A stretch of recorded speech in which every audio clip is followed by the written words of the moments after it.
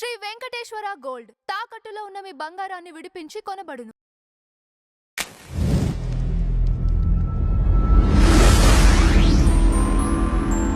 కృష్ణుడు చెప్పాడు, కర్మణ్యేవాధికారస్య మా ఫలేషు కదాచన. మీరు కర్మ చేయడం మీద అధికారం ఉంది కానీ దాని ఫలితం మీద ఇక లేదు అని. అంటే దాని ఫలం తీసుకోవద్దు.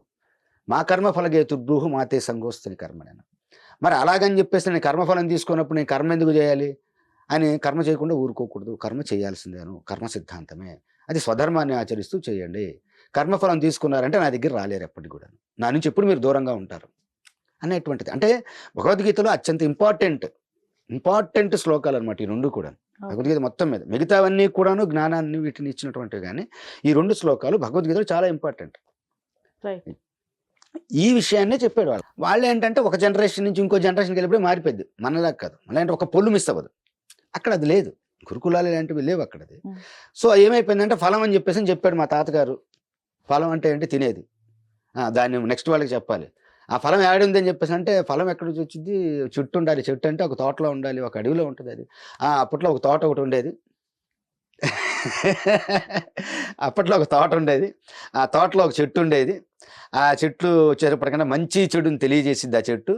దానికి వచ్చేటువంటి ఫలాన్ని తినొద్దు, తింటే నా దగ్గర మీరు రాలేరు, నా దగ్గర ఉండలేరు అని చెప్పేసి అన్నాడు. అక్కడ ఒక పాము అనేటువంటిది వచ్చింది.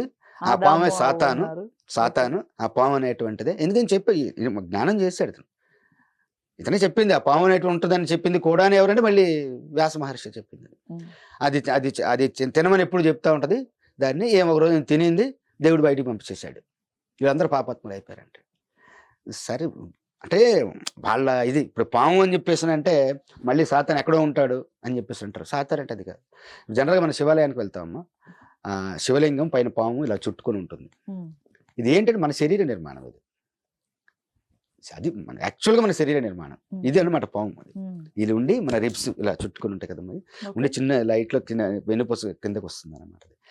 మన శరీరం నిర్మాణం ఎలా ఉంటుందో అదే అనమాట శివలింగము, పాము అనేటువంటిది ఉంటాం. ఆ పాము అనేటువంటిది ఇదేంటంటే మనసు అనమాట. మన మనసు చెప్తుంది, ఇది తీసుకో, ఇది చెయ్యి, ఇది చేయమాక, అదిగో పుణ్యం చేసావు తీసుకో, పాపం చేసావు తీసుకో అని చెప్పేస్తాను.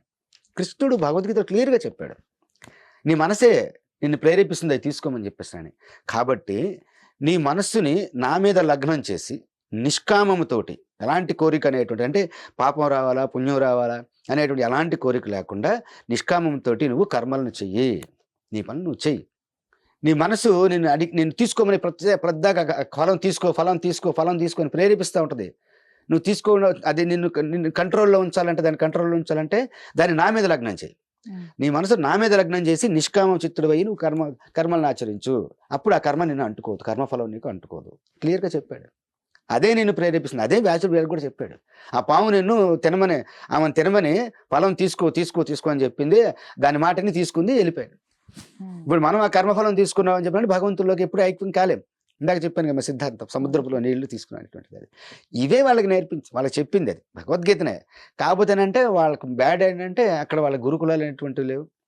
ఒక జనరేషన్ నుంచి ఇంకో జనరేషన్కి వచ్చేటప్పటికంటే అది మారిపోతూ చివరికి కిచిడి అయి కూర్చుంది అనమాట. అది మళ్ళీ వాళ్ళు అంటారు అసలు మాది ఒక్క పొల్లు కూడా పోదని చెప్పేసి అంటారు. ఇప్పటికే 70,000 సార్లు మార్చారు దాన్ని, బైబిల్ని 70,000 సార్లు మార్చారు. 70,000 సార్లు దాన్ని కరెక్ట్ చేశారు అనమాట.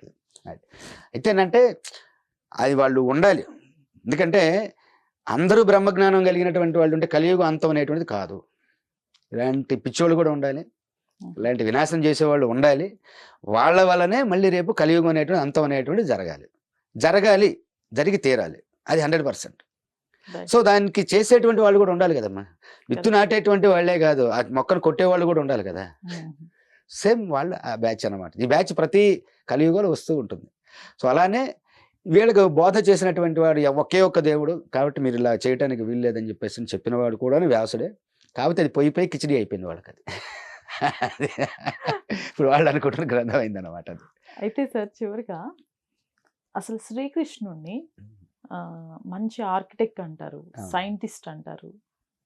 ముద్దుగా మన తెలుగు ప్రజలు లేకపోతే మాయగాడు అని పిలుచుకుంటారు. ఎందుకని ఆయన్ని ఇన్ని దీంతో నిర్వచిస్తుంటారు అసలు? అంటే నేను ఫస్ట్లో చెప్పానమ్మా, ఈ విశ్వమే తానే ఉన్నాడు, విశ్వమే తానే ఉన్నాడు, నేనే చూడు విశ్వం అని చెప్పేసి అని అర్జునుడికి చూపించాడు. ఇదే ఆ విశ్వంలో ఉన్నటువంటిదే సమస్తం అంతా కూడా. అంటే ఇప్పుడు నా శరీరంలో ఉన్నటువంటి ప్రాణము నా శరీరంలో ఉన్న ప్రతి కణానికి ఎలాగైతే ఉన్నదో, మేము లాస్ట్ టైం కూడా చెప్పాను, ఆ చైతన్యం ఇక్కడంతా కూడా ఉన్నది అనేటువంటిది మనం చూడొచ్చు అని చెప్పేసి కూడా చెప్పాను, ఆ చైతన్యాన్ని. అలానే కృష్ణుడి యొక్క ప్రాణమే ఆ చైతన్యం, అంటే విశ్వంలో ఉన్నటువంటి ప్రాణమే ఆ చైతన్యం అనేటువంటిది. అలాగనే ఆయన డార్క్ మ్యాటర్ని తీసుకొని వచ్చేసి మళ్ళీ ఒక గ్రహంగాను మళ్ళీ ఒక నక్షత్రంగాను మార్చేశారు. ఆర్కిటెక్టర్ అతను. అతనికి తెలియనటువంటి ఆర్ట్ అనేటువంటిది ఇంకెక్కడ కూడా లేదు. మనం ఏదో అనుకుంటాం. నాకు రామచంద్ర మిషన్లో తెలిసినటువంటి ఒక రహస్యం ఏంటంటే, జనరల్గా మనం అనుకుంటే ఏదో ఆలోచిస్తూ ఉంటాం, నేను ఆలోచించాను అబ్బా నాకు వచ్చింది ఆలోచన అంటాం. కానీ వాస్తవానికి ఏంటంటే ఇది మన ఆలోచన కాదు. ఏ విధంగా అయితే గూగుల్ ఉంది, గూగుల్లో మనం సెర్చ్ చేస్తాం, మనం సెర్చ్ చేస్తే అది ఫలానా ఆన్సర్ అనేటువంటిది ఇచ్చేస్తుంది. అంటే ఎవరో దాన్ని ఆల్రెడీ అక్కడ భద్రపరిచి ఉంచారు. దానిని 4G అయితే ఒక స్పీడ్ తోటి, 5G అయితే ఒక స్పీడ్ తోటి తీసుకొస్తుంది. రేపు 6G అయితే ఇంకెంత స్పీడ్ తోటి వచ్చిందో తెలియదు. సేమ్ అట్లానే ఈ విశ్వంలో కూడాను ఇన్ని కోటాను కోట్ల సంవత్సరాల నుంచి ఉన్నటువంటి ఐడియాస్ అని కూడా భద్రపరుచున్నాయి, అన్నీ కూడా భద్రపరుచున్నాయి. మనము ఆలోచించినప్పుడు మనం సెర్చ్ అనేటువంటిది వెళ్తుంది ఈ ప్రపంచంలో. అది ఐడియాస్ ఉండేటువంటి ప్రపంచం అంటారు. అంటే వీళ్ళు ఇప్పుడున్న ఈ సైన్స్ వాళ్ళు దాన్ని అంతగా యాక్సెప్ట్ చేయరు అనేటువంటిది. కానీ యాక్చువల్గా అంటే మనిషే గొప్పవాడు కాదు, పరమాత్ముడు ఇంకా గొప్పవాడు. ఐడియాస్ ఉండేటువంటి ప్రపంచంలోకి మన మైండ్ అనేటువంటిది వెళ్ళి సర్చింగ్ చేసి తీసుకొస్తుంది. అయితే దాని స్పీడ్ అనేటువంటిది అంటే నువ్వు 4G 5G 6G 7G అనేటువంటి దాని మీద ఆధారపడుతుంది. అదే మనకు వస్తుంది తప్పితే వేరే కాదు.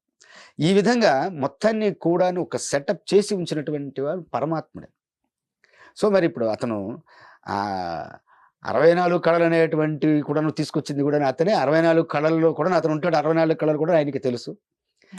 ఇక మాయగాడు అనేటువంటిది అంటే అది మన ముద్దు పేరు అన్నమాట. అది ఆయన అంటే ఇక్కడ ఉన్నట్టు ఉంటాడు, ఉండడు. ఉన్నాడు, నేను మాయా అని చెప్పేసి అనేటువంటి దాన్ని కూడా ఒకసారి అర్థం చెప్పాను. అది ఉంటుంది కానీ ఉండదు, దాని మాయ. అలాగనే ఆయన ఇప్పుడు ఇక్కడ మన దగ్గర ఉన్నాడు కానీ లేడు, టచ్ చేసి ఎక్కడ కూడా లేడు కానీ ఉన్నాడు. సో అటువంటి దానిని ఎవరైతే ఏమంటారు చూసి అనుభవించి అతని మాయని అనుభవించి ఉన్నటువంటి వాళ్ళు పెట్టుకున్నటువంటి ఒక ముద్దు పేరు అది. అతను అంత ఆర్కిటెక్టర్ కాబట్టేసేసే ఒక సముద్రం లోపల ఒక నగరాన్ని కట్టగలిగాడు ఆయన. ద్వారక అనేటువంటి నగరాన్ని కట్టగలిగాడు. అక్కడ ఉన్నటువంటి కళలు ఇప్పటిదాకా ఎవరు చూసింది లేదు, అలాంటి కళలు ఇప్పటిదాకా ఎక్కడ కూడా లేవు. ద్వారక మునిగిపోయింది అంటారు కదా సార్. అంటే సముద్రంలో కట్టడం అని అన్నారు. అవును, అది అర్థం కాలేదు నాకు. అంటే యాక్చువల్గా ఏంటంటే ఆయన he is a controller of every atom in the universe.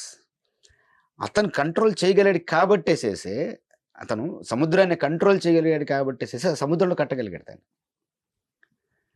అదే కదమ్మది. ఇప్పుడు నేను మొన్న కూడా చెప్పాను, నేను మన దగ్గర ఉన్నటువంటి విద్యలు సిద్ధి అని అంటాం. ఉన్నట్టుండి చీమంత అయిపోతాడు, ఉన్నట్టుండి మహాకాయం అనేటువంటి తీసుకొచ్చేయచ్చు, ఉన్నట్టుండి పేపర్ వెయిట్ అయిపోతారు, ఉన్నట్టుండి ప్రతిదాన్ని స్తంభింపజేసేయగలుగుతారు. ఇప్పుడు పతంజలి యోగంలో 7వ స్టేజ్కి వెళ్ళారని చెప్పేసి అంటే హీఈస్ ఈక్వల్ టు గాడ్. అతను ఏమైనా చేయగలడు. జనకుడు వచ్చేసినప్పటికీ అంటే అప్పట్లో 5th స్టేజ్కి వెళ్ళాడు. అందుకనే ప్రతి ఒక్కళ్ళు వచ్చి ఆయన దగ్గరికి వచ్చి ఆశీర్వాదం తీసుకునేవాళ్ళు. పతంజలి యోగంలోనే 5th స్టేజ్కి వెళ్ళినటువంటి వాడు. అలాంటిది 7th స్టేజ్కి వెళ్ళటం అని చెప్పేసి అంటే అతను దేన్ని ఏమైనా చేయగలుగుతాడు. అది మనం ఊహించలేం. నాకు తెలిసి ఎవరో ఒక అతను వెళ్ళాడు అనేటువంటిది విన్నాను నర్సరావుపేట ఏరియాలో. అయితేనంటే అతను దాన్ని దుర్వినియోగం చేశాడు అనేటువంటిది. ఆడపిల్లల్ని చేయడము ఇలాగా, అంటే ఏమైనా చేయొచ్చు వాళ్ళు. మామూలుగా 3rd స్టేజ్ 4th స్టేజ్కి వెళితేనే వాళ్ళు నీళ్ళ మీద నడుస్తారు. వాళ్ళు నీళ్ళ మీద నడుస్తారు, ఇక్కడ మాయమైపోయి ఇంకో దగ్గర ప్రత్యక్షం అవుతూ ఉంటారు. ప్రపంచంలో ఎవరితోడైనా మాట్లాడచ్చు వితౌట్ ఫోన్.